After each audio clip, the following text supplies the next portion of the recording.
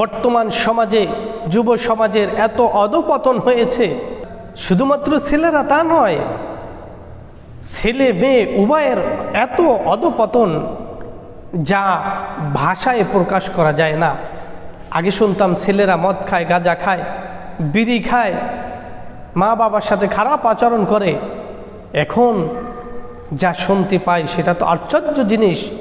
মেয়েরা মদ খায়, ইয়াবা খায়, ট্যাবলেট খায়, বিড়ি সিগারেট খায়, ছেলেদের মতো বেশভূষা করে, মা বাবার সাথে তুচ্ছ তাচ্ছিল্য ব্যবহার করে।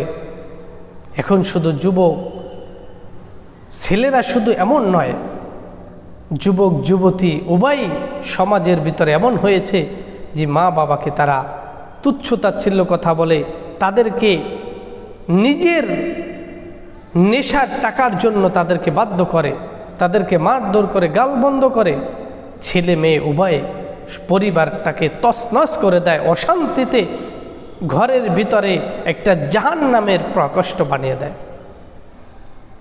এজন্য সন্তানদেরকে শিক্ষাদান সেই শিক্ষা, যেই শিক্ষার মাধ্যমে মদ ছেড়ে দেবে, গাঁজা ছেড়ে দেবে, ইয়াবা ছেড়ে দেবে, বিড়ি সিগারেট ছেড়ে দেবে, যা হাত থেকে ধরবে না।